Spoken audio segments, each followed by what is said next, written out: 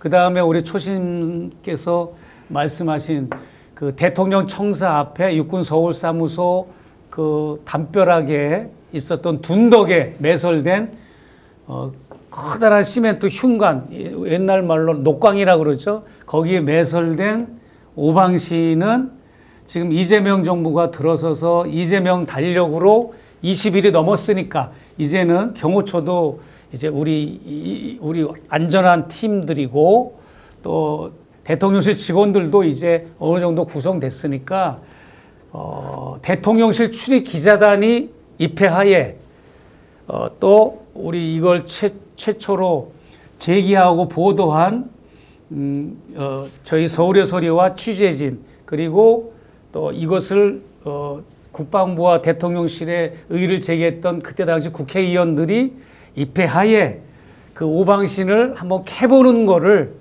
한번 해봐야 될 것 같습니다. 자, 이 말씀은 이제 공개적으로 제안한 것이니 국회 차원이든 정부 차원에서 이 문제에 대한 실체적 진실을 밝혀야 한다. 녹광이 묻혀 있는지 콘크리트 덩어리 안에 무엇이 들어 있는지도 다 확인해야 한다. 거기 뭐를 넣었다고 제보하신 분도 중간에 보도가 나오고 나서 작년에 직접 저한테 제보를 이메일로 장문의 내용을 보내신 분도 계세요. 그 안에다가 뭐 일본 쇼군의 무덤에 있는 흙을 넣었다. 뭐 그다음에 집세기로 된 그런 이제 저주하는 그런 걸 넣었다. 뭐 이렇게 직접 자기가 그렇게 얘기한 분이 계신데 그것도 제보지만 검증이 안 됐기 때문에 저는 궁금한 게 많고 제가 이제 그 와 닿는 부분이 있어요. 그래서 제가 딱 그것을 현장에서 하나하나씩 확인했으면 좋겠고요. 네. 자, 미스 미소님은 이런 말씀 주셨습니다. 세상에 이런 분들이 계셔서 바뀌는구나. 세상은 이런 분들이 계셔서 바뀌는구나. 감사합니다. 이렇게 해서 우리 백은종 대표님, 정대택 회장님, 최재형 목사님에 대해서 이렇게 칭찬 주시는데 저희들이 오늘 줄리 문제를 제기하는 것은 줄리 문제가 제기됨으로써 정대택 회장님 두 가지 상황이 벌어졌습니다. 첫 번째, 서울의 소리 소설 쓰고 있구나. 예를 들어서 녹광 이야기가 나오니까 이거 완전 최재형 목사 사기꾼이구나. 이게 대명천지에 일어날 수 있는 일이냐. 무슨 대통령 영부인이 술집에서 있었는데 줄리라는 이름을 썼단 말이냐. 사람들이 다 미쳐버렸구나. 라고 하는 게 하나가 있었습니다. 그러다 보니까 이 보도를 소위 말하는 레거시가 가져가서 실체적 진실이 무엇인지 파야 되는데 아예 이것은 헛소리야 라고 일단 무시해버렸죠. 그런데 이게 어떤 결과로 두 번째 크게 우리한테 지금 이제 문제가 돼버리냐면 이러고도 남을 자가 권력을 가졌는데 그때부터 벌였던 행위는 줄리도 묻어버리고 녹광도 묻어버리는데 어떤 짓을 하더라도 본인에게 가장 유리한 방향으로 끌고 간 거예요. 검찰을 동원해서 경찰을 동원해서 어떤 범법 행위를 하더라도 이 김건희를 막아낼 길이 사실은 없어버렸죠.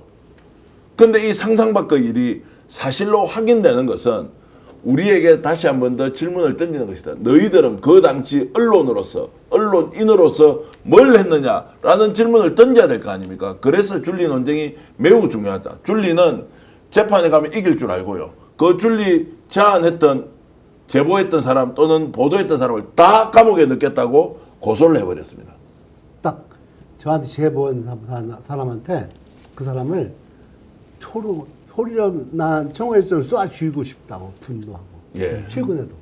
그렇게 했습니까? 근데 김건희, 김명신, 줄리의 본질을 꿰뚫어 보질 못하는 것 같아요. 그 사람의 인성은요, 치운순, 온유양원 사건 보면 그 노인네들을 학대하고 노인을 악용해서 돈을 착취하는 이런 일. 어제 기사 보니까 14억 4천인가 그 부정 했다고 해서 또 뭐 형사고발도 하고 뭐 한다는데 이 김건희의 인성이라는 건 자신이 잘못했다는 걸 지금도 전혀 깨닫지 못하는 거예요.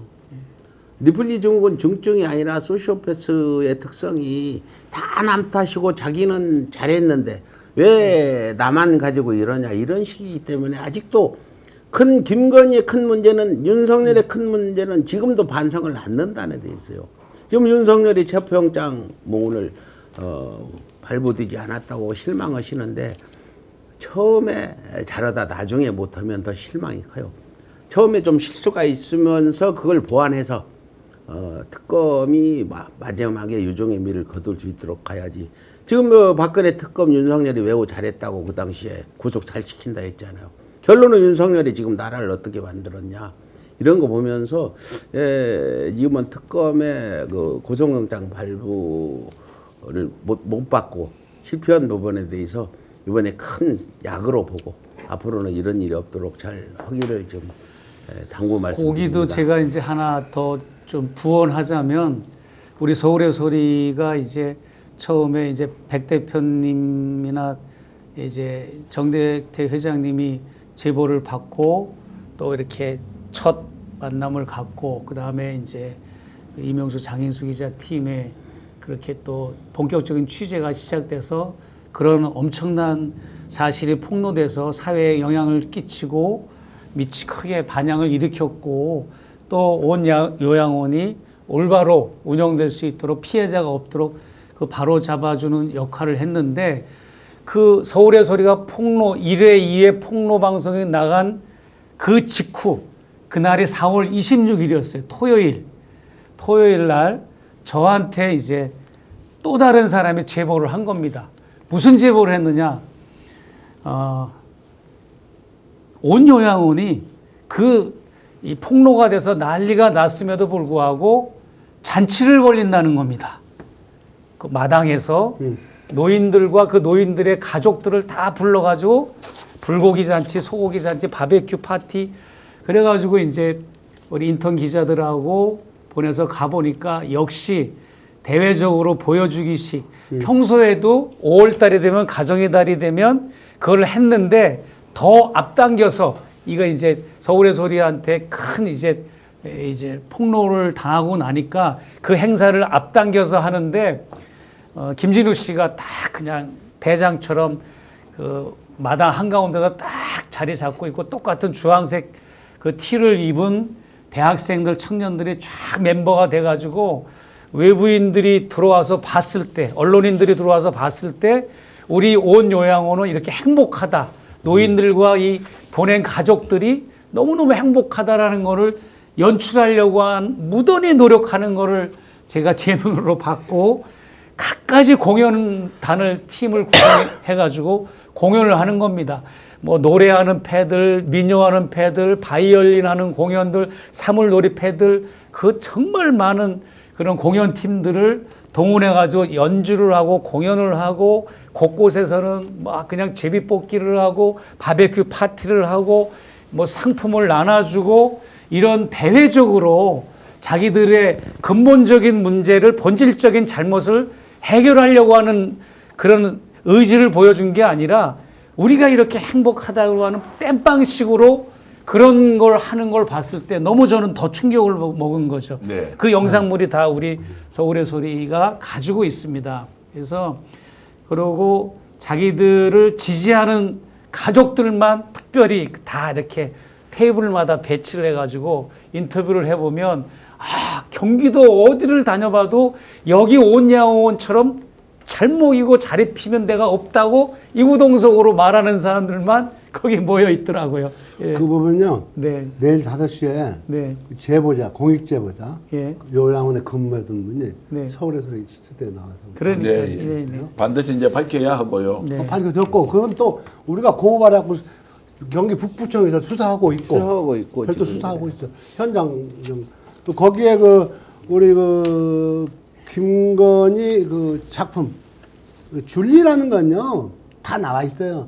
김건희 그림에 사인을 줄리로 해 그림도 갖고 있는 거예요. 자, 그래서 저희들이 지금 시비 거는 것이 아니라 대한민국 언론이 지금 이 문제를 어떻게 다루어왔으면 지금 현재는 김건희 윤석열 문제를 어떻게 다루고 있느냐.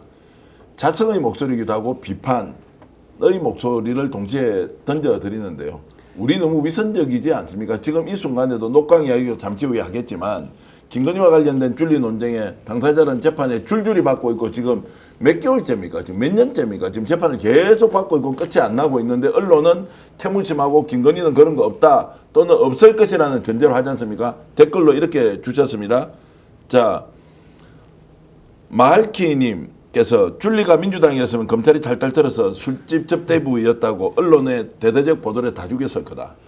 이 위선이 지금 바뀌지 않고 있지 않습니까? 내란 세력 여전히 준동하고 있지 않습니까? 언론 지금 제대로 보도하고 있습니까? 예, 자, 제가 이런저런 것들 때문에, 드리면 지난번에 유시민 작가가 매불쇼 나와서 이제 이 얘기하는데 그렇게 치열하게 어렵게 힘들게 일을 만드는 사람 때문에 자신들이 그 얘기 가지고 벌어먹고 산다는 얘기를 농담만 이렇게 얘기했는데 사실은 그렇습니다. 명품 7시간 녹취록도 그랬지만 명품 팩트도 저희가 보도했잖아요. MBC가 안에서. 네. 보도를 했더니 내 것이 미디어는커녕 유튜브도 하나도 안 받아줬어요. 저희들만 했습니다. 네, 여기 스픽스 정도만 하고 예. 저기 뭐 뉴스토마토인가 뭐 어디고 아니 이진동 거기 뉴스버스 예. 그 정도만 했는데 저희가 할 수 없이 한 게 위신 기자회견. 예. 이걸 이제 우리가 한번 위신 기자회견을 해보자 해서 위신 기자회견 한 후에 위신들이 보도를 내서 그게 이제 대대적으로 보도가 됐는데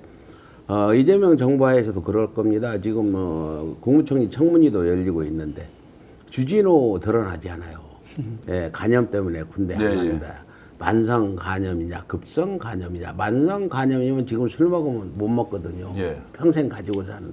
급성 간염은 군대 안 갈 질병이 아니라는 얘기. 이거 확실히 나오지 않아요. 이런 것들이 왜 그전에는 전혀 언론에 한 줄도 보도 없다가 이제 그걸 야당 여기 지금 청문회에서 드러나느냐 등등 이런 것들 봤을 때 대한민국 언론은 지금도 전혀 그 윤석열 정권과 이재명 정권에서 달라진 게 거의 없다.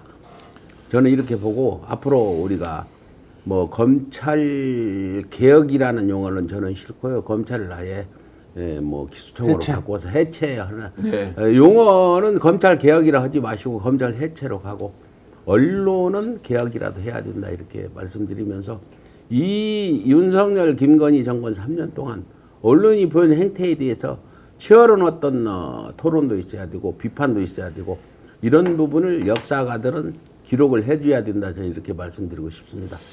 자, 방송에 하나 이어서 네. 오늘 방송 어떠셨습니까? 마음에 들었다면 구독, 좋아요로 스픽스를 응원해 주십시오. 여러분들의 구독, 좋아요는 가장 큰 힘이 됩니다.